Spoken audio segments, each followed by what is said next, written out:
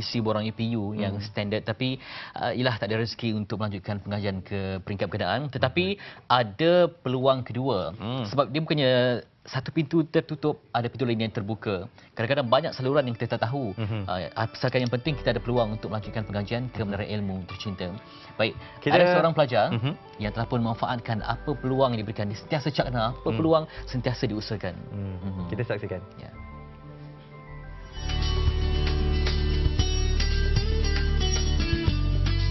Melihat kepada arus peredaran masa yang semakin mencabar sekarang ini, ramai di antara kita berlumba-lumba untuk mengecapi kejayaan dalam hidup. Namun, masing-masing ada yang bernasib baik dalam perjalanan untuk mencapai hajat tersebut dan ada juga sebaliknya. Bagi anak peneroka Felda ini, semangat untuk berdaya saing dalam bidang pekerjaan yang bakal diceburinya kian menebal. Dia masuk IUA pun cik yang isi borang masa pihak college buat promosi. Dia tak ada sini, dia kerja dengan abang dia dekat KFC kat Kuala Lumpur.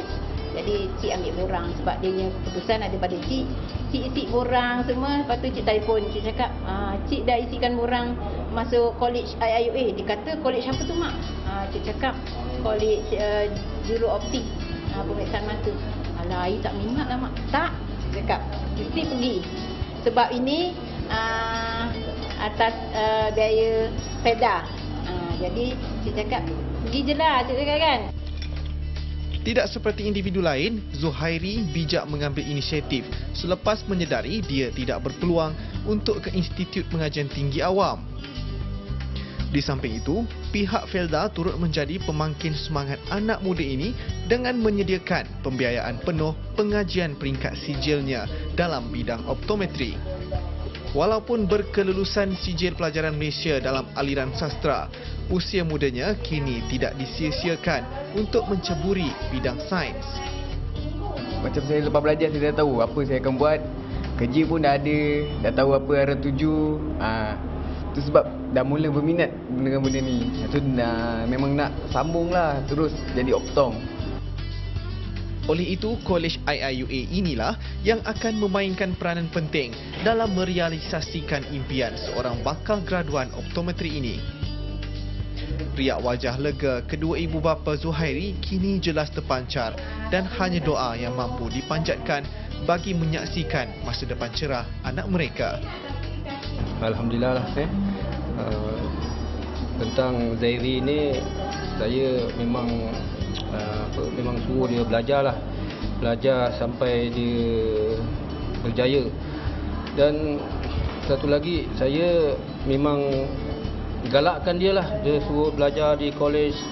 Bila dah pergi sana tu, saya merasa pun buat kata orang senang sikit lah di hati saya. Saya memang suruh dia lah, suruh dia belajar di kolej. Saya tak kira di mana belajar di kolej pun asalkan dapat dia sambungkan pelajaran dia. So saya tak kira, saya dah bincang-bincang dengan isteri saya. Bak kata pepatah Melayu, di mana ada keinginan di situ ada jalan. Hendak 1000 daya, tak hendak 1000 dalih. Itu dia antara contoh yang boleh kita lihat bagaimana mempunyai peluang kedua dalam meneruskan bidang pelajaran. Kerana walaupun sekarang kita lihat berdasarkan daripada keputusan SPM 2013, lebih 13,000 penuntut ataupun pelajar yang telah mendapat semua A dalam subjeknya. Jadi bagaimana saingan tu dah semakin sengit untuk masuk ke universiti dan sebagainya. Jadi ini kita boleh bincangkan bagaimana kita mencari peluang kedua untuk anak-anak anda ataupun anda sendiri yang khususnya pada lepasan SPM untuk mencari tempat belajar yang sesuai. Seperti mana yang kita dapat saksikan tadi, bidang yang dipilih itu telah pun menentu hala tuju kehidupan yang selepas ini kan. Jadi mungkin kita boleh bincangkan. Kita bersama dengan tetamu kita iaitu Ahmad Sabri Razak, pengasas ataupun perasas dan juga presiden kepada Institut Integrasi Utama Avicenna ataupun College Avicenna. Dan selamat datang Cak Kan. Terima kasih. Pastinya banyak pengalaman mengenai proses pengambilan pelajar ni kan. Jadi mungkin boleh melihat bagaimana motivasi pelajar itu sendiri bila masuk kan, mungkin yang tak dapat masuk ke UPU tapi dapat belajar ke college, bagaimana melihat mula sekali motivasi mereka boleh masuk tu? Okey, kebanyakan student ataupun pelajar-pelajar yang datang ke College Avicenna, kebanyakan daripada mereka tidak begitu faham apa itu bidang optometry. Tetapi bila mereka mula melangkah kaki ke college dan melihat kepada pasarana yang kita sediakan di college kita, di College Avicenna ini, mereka begitu teruja kerana mereka tahu selepas mereka menamatkan pengajian, mereka mempunyai pekerjaan. Kerana itu sudah terjamin. Kerana permintaan dalam bidang ini begitu tinggi sekali. Mungkin itu yang kita boleh tekankan di mana di zaman sekarang ini, apa yang penting bagaimana kita memilih bidang yang boleh menjamin masa depan, bahawa selepas belajar dah ada kerja dah ada karier dah, berbanding dahulu yang mana mereka lebih banggakan bidang yang dipilih tu macam terlalu teori dan sebagainya kan. Bagaimana peralihan itu yang kita nak bawakan satu peluang kedua? Di masa kini, bidang yang terdapat di Malaysia secara keseluruhannya, secara amnya begitu luas. Jadi pelajar-pelajar yang selepasan SPM ni perlu membuat satu pilihan yang tepat. Kerana jika salah pilih, jadi saya menggunakan perkataan di sini iaitu graduan miskin dan graduan yang berjaya. Graduan miskin ni mereka bila menamatkan pengajian, mereka tidak dapat pekerjaan dan apa semua. Tetapi jika mereka membuat pilihan yang tepat, yang di mana Malaysia memerlukan ataupun masyarakat memerlukan hikmah mereka, saya rasa masalah itu tak akan timbul.